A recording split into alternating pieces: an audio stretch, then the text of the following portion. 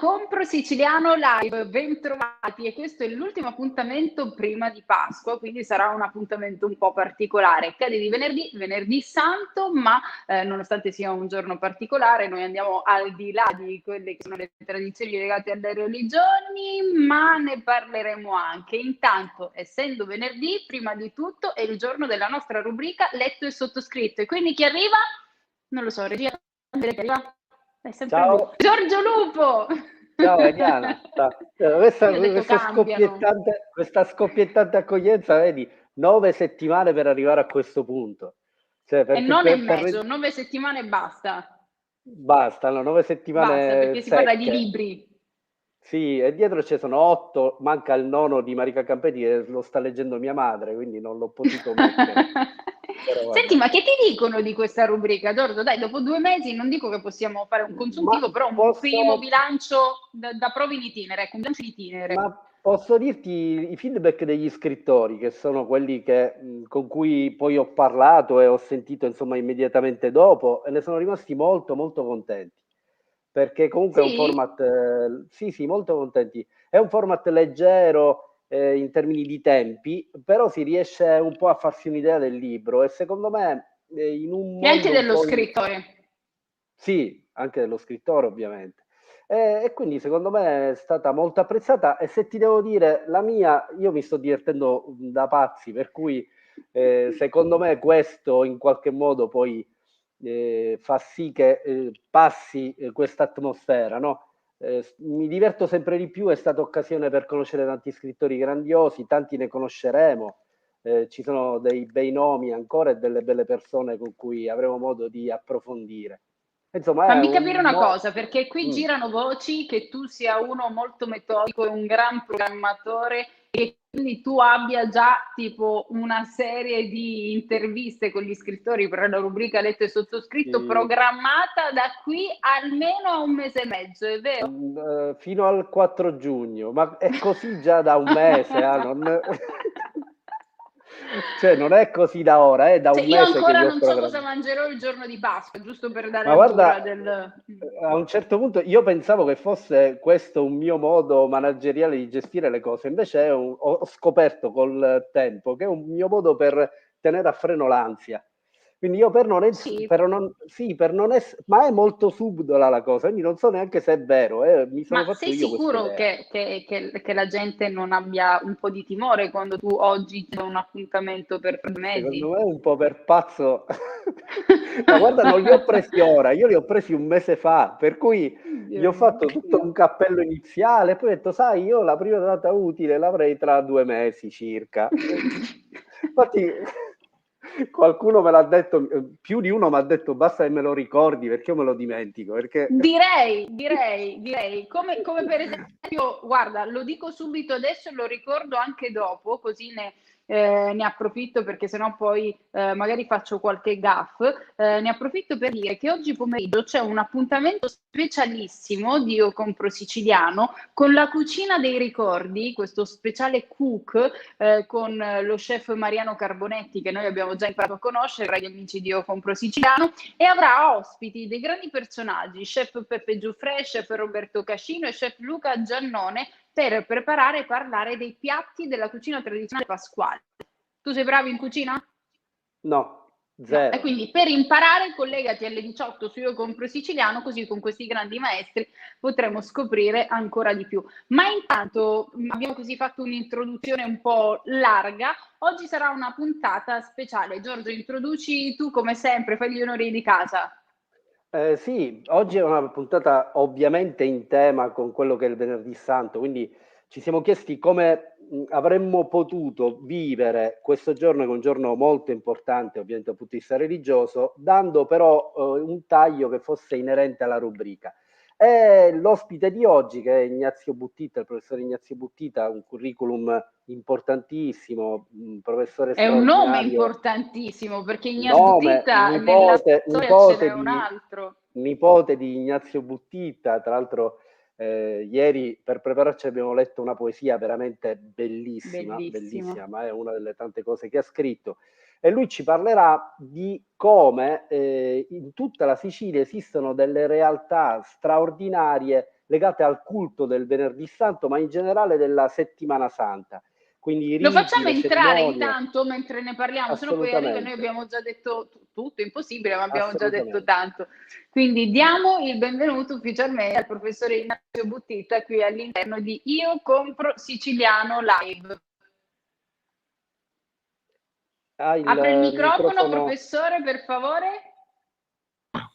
Avete Eccolo. ragione, scusate, spero che mi sentiate bene. Benvenuto. Vi dicevo Forte e chiaro. Buongiorno, buongiorno a buongiorno. voi, buongiorno a Io Compro Siciliano, buongiorno a tutti coloro che sono collegati e grazie di avermi invitato a Allora, partecipare. professore, io metto le mani avanti subito prima di iniziare. Allora, sia io, Giorgio, un po' più di me in realtà, però io e Giorgio abbiamo provato a studiare un po' del materiale, ma c'è talmente tanto che diciamo che siamo impreparati e vogliamo usare questa intervista per conoscere qualcosa di più della nostra Sicilia e delle tradizioni di questa settimana santa, anche perché purtroppo molto in questa altra annata disgraziata è stato bloccato nelle celebrazioni a causa ovviamente della pandemia mondiale. Però, professore, noi siamo qui per imparare, non ci interrompo perché siamo messi così.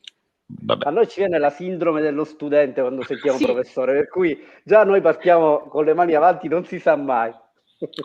Intanto premetto, visto che avete voluto ricordare i miei ascendenti, che io dico sempre questo, ricordando appunto mio nonno Ignazio e mio padre Antonino. Io rappresento la terza generazione, quindi la decadenza. La terza generazione. Quindi in qualche modo, sebbene diciamo sia chiamato a fare onore a questa tradizione familiare, purtroppo non credo di esserne all'altezza. Ad ogni modo cercherò e cerco di farlo come posso. E intanto, come è stato giustamente osservato da Eliana, mi consentirete qui in questa sede amicale di darci anche del tu. Effettivamente, se noi vogliamo riflettere sulla Settimana Santa siciliana e più in generale sulla dimensione celebrativa delle celebrazioni religiose, dobbiamo farlo proprio a partire dalla mancata celebrazione delle feste. E proprio in relazione a questo e alle reazioni che noi abbiamo osservato e osserviamo anche in questi giorni, ai tentativi in qualche modo di riprodurre artificialmente, mediaticamente, attraverso i social che in questa cosa si sono rivelati importanti, questo stare insieme che tradizionalmente avveniva fisicamente nella partecipazione ai riti. Comprendiamo quanto rilievo, quanta importanza realmente abbiano rispetto alla vita sociale e religiosa questi riti, e in particolar modo quelli della Settimana Santa, che sono tradizionalmente, non solo in Sicilia, diciamo, le celebrazioni fondative intorno alle quali ruota tutta l'organizzazione del calendario cerimoniale, per diverse ragioni. Intanto perché sono delle celebrazioni che hanno una precisa scadenza temporale, sono legate al tema della risorgenza primaverile, del cambio di stagione, e questo le connette in tutta evidenza a degli scenari festivi pre-cristiani. Noi conosciamo celebrazioni del Capodanno primaverile in tutte le società agrarie del Mediterraneo antico, dalla Mesopotamia all'area egizia, quella siro-palestinese, e naturalmente alla penisola balcanica e italica. Pensiamo soltanto alla celebrazione del Capodanno appunto a marzo, del Capodanno arcaico di Roma. Quindi noi siamo, diciamo, in uno scenario temporale che in tutta evidenza si connette alla stagionalità, ma soprattutto una stagionalità connessa evidentemente alle attività produttive e la risorgenza dei vegetali, delle messi, che segna questo passaggio, ed è un passaggio sollecitato, sostenuto e interconnesso con la rinascita e l'avvento del Cristo. In questo senso, sebbene dal punto di vista teologico la Pasqua sia una commemorazione di un evento avvenuto una e una sola volta nel tempo, che fonda la storia cristiana, viene vissuto a livello della partecipazione popolare come non come una commemorazione, ma come una ripetizione, e cioè viene vissuto come un effettivo ripetersi delle vicende di passione, morte e resurrezione del Cristo. E questa rinascita del Cristo, che certamente segna il messaggio e la garanzia di una vita oltre la morte per gli uomini, si configura anche come un propulsione della rigenerazione vegetale e una garanzia di abbondanza. Non a caso nelle cerimonie pasquali noi osserviamo diffusamente elementi vegetali più o meno evidentemente esposti. Penso agli archi di San Biagio Platani, oppure penso agli archi di Casteltermini, penso a tutti le fronde di alloro che sono presenti all'interno delle feste dell'Agrigentina occidentale, connesse fra l'altro a delle forme di trasporto coreutico, di danze e corse dei santi, che anche queste si connettono certamente a forme celebrative pre-cristiane.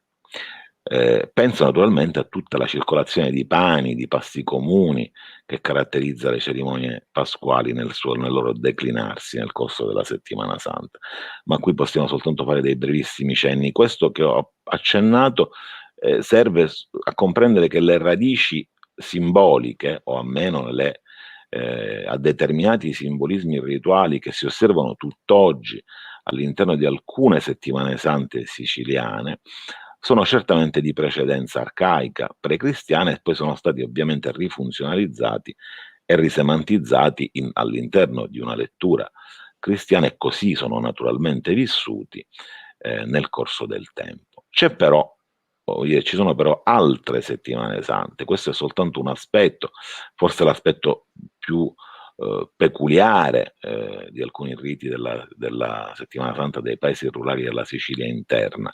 Ci sono però tutti quei riferimenti che noi cogliamo, per chi conosce, ormai sono note in tutto il mondo, per esempio le settimane sante iberiche, quelle andaluse.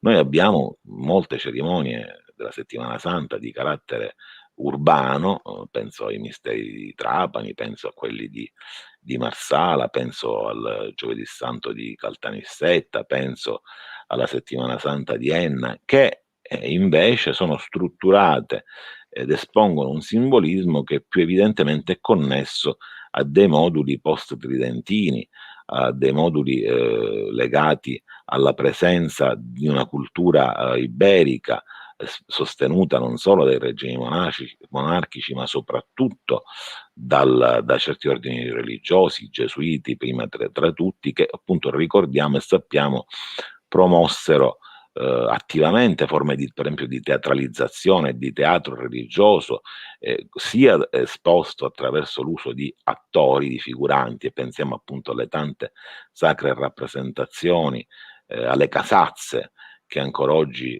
si celebrano in alcuni paesi, sia anche a delle sacre rappresentazioni agite attraverso appunto gruppi statuari, i cui più celebri sono quelli nisseni e quelli trapanesi. Quindi questo per dire, insieme a tanti altri aspetti, per esempio quelli di carattere penitenziale, già presenti nel Medioevo e ripresi ancora una volta in epoca post-tridentina, tutta una serie di tradizioni culturali provenienti da diverse epoche e da diverse esperienze di riflessione teologica, e anche legate alle esigenze di una nuova evangelizzazione, che per esempio appunto quella promossa dopo il Concilio di Trento, che convergono e fanno sintesi, offrendoci appunto questi straordinari scenari della Settimana Santa siciliana. Sicuramente ci sono tantissime realtà differenti, ognuno di noi magari ne ha visto qualcuna per appartenenza territoriale, qualcun'altra sogna di vederla al più presto. Noi abbiamo un video con delle immagini che ci fanno rivivere un po' queste atmosfere. Allora chiedo al nostro Nicolò Acquisto in regia di farci rivivere queste atmosfere delle tradizioni pasquali siciliane.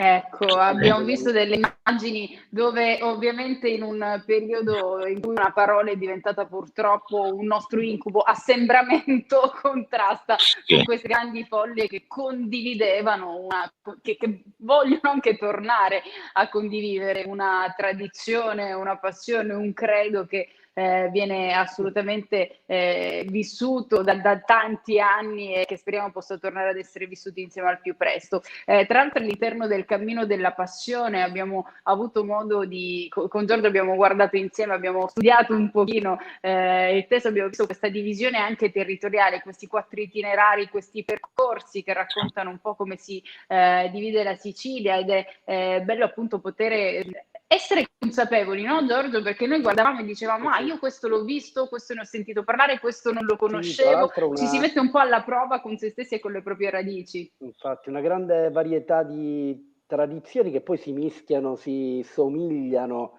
hanno dei connotati comuni che li ha tracciati Ignazio ovviamente in maniera esaustiva all'inizio. Io volevo farti una domanda, mi è rimasta qui. Poco fa hai fatto un riferimento alla nuova evangelizzazione post-tridentina. Ti chiedo, è uno spunto di riflessione, quanto oggi questi riti sono ormai forieri di una fede rispetto al passato, e quanto si sono un po' asciugati nella loro dimensione, che comunque è una dimensione sempre bellissima da vedere, più folclorica, più, se vogliamo, devozionale. Una bella domanda. Ci sono due, diciamo, nuclei da discutere. Il primo più generale. Noi spesso con un atteggiamento che noi chiamiamo etnocentrico cerchiamo di ridurre le espressioni culturali altre all'interno di un nostro codice interpretativo e le valutiamo quindi secondo una nostra visione e un nostro sistema di valori. Ora, determinate espressioni di fede che a noi sembrano assolutamente eterodosse, incomprensibili e pertanto non considerate tali, sono invece profonde espressioni di fede secondo dei codici tradizionali che fanno intimamente parte della vita di queste comunità. Per cui se noi vediamo mascheramenti, fantocci giganti, santi che ballano e che danzano, e tutto questo ostensione di rami vegetali, orge alimentari, e tutto questo ci sembra distante da una forma di celebrazione religiosa così come noi la riteniamo legittima, sbagliamo. E sbagliamo noi, ha sbagliato anche in questa valutazione spesso e non sempre, perché il rapporto tra Chiesa e pietà popolare, così come viene definita all'interno di questo mondo, si è articolato. Ci sono dal Medioevo in poi, da Gregorio Magni in poi, diversi momenti in cui la Chiesa sembra accettare determinate espressioni rituali provenienti evidentemente da un orizzonte culturale preesistente, altre in cui invece le condanna. E questo è avvenuto e avviene a tutt'oggi, con talvolta interventi di vescovi che come dire, chiedono o impongono di non fare determinate cose che non sembrano pertinenti. Questo naturalmente dal mio punto di vista, questa incapacità di assumere e accogliere le espressioni della religiosità tradizionale e di legittimarle all'interno di uno scenario ufficiale non giova alla diffusione del messaggio cristiano. Questo lo dico naturalmente non perché io sia un sacerdote che ha l'intenzione di diffondere il messaggio cristiano, ma lo dico proprio a vantaggio di coloro che in questo intendono fare. Poi c'è tutto un altro problema, e questo non posso eluderlo, anche se voi mi volete giustamente contrarre nel mio intervento. Un altro problema è legato alla turisticizzazione delle feste, all'inserimento delle cerimonie religiose e soprattutto quelle delle settimane sante all'interno di percorsi di fruizione turistica. inevitabilmente, sia che questo processo sia endogeno o esogeno, cioè sia sostenuto dalle comunità stesse o sostenuto da agenzie esterne, anche politiche, perché per esempio la possibilità di accedere a determinati finanziamenti induce inevitabilmente le comunità a valutare la possibilità di rimodulare le loro espressioni, le loro forme espressive festive in funzione di quello che viene richiesto dall'esterno. Può indurre, può comportare il variare dei tempi delle celebrazioni, degli spazi delle celebrazioni, nell'enfatizzazione di alcuni aspetti o addirittura nell'introduzione di elementi innovativi che siano ritenuti degli attrattori accattivanti per un pubblico esterno, delle trasformazioni che possono portare in effetti a una perdita, diciamo, di rapporto effettivo tra comunità e festa. Possono portare levare dei santi a restare a terra perché non trovano nessuno disposto a portarle se non pagato, cosa che naturalmente è esattamente il contrario di quello che avveniva e che avviene in tanti altri luoghi ancora oggi, cioè il trasporto per devozione o comunque l'assunzione di ruoli festivi in forma devozionale, non certamente con uno scambio di carattere economico. Tutto questo tema, diciamo, dell'inserimento, della patrimonializzazione e della valorizzazione in termini turistici del patrimonio culturale,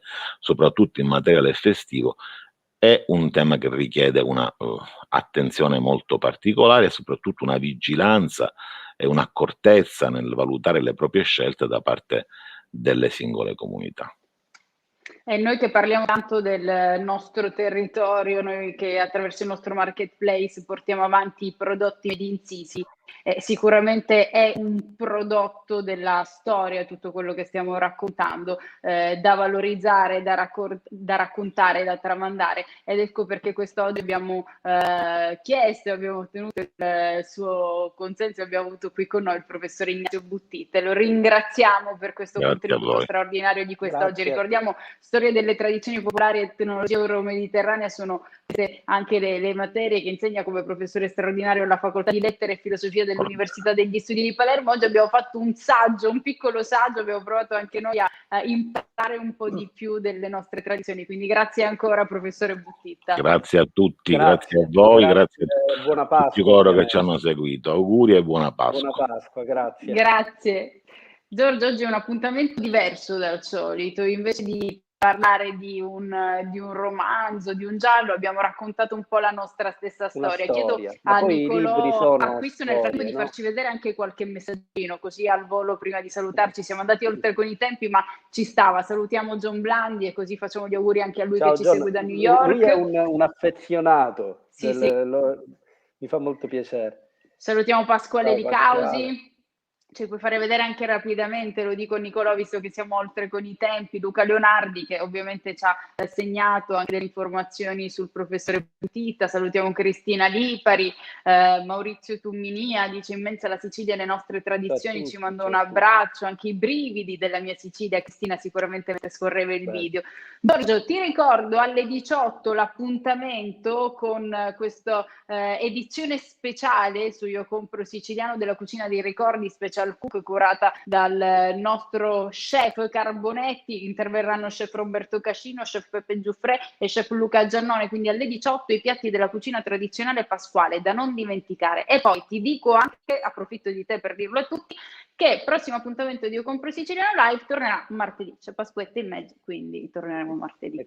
A casa, vuoi dirmi chi ci sarà venerdì in 10 secondi? Sì, Tearanno, scrittrice sicilianissima, splendida, tenerissima, veramente straordinaria donna, scrittrice Mondadori. Parleremo di un libro, Terra Marina, che è veramente un capolavoro.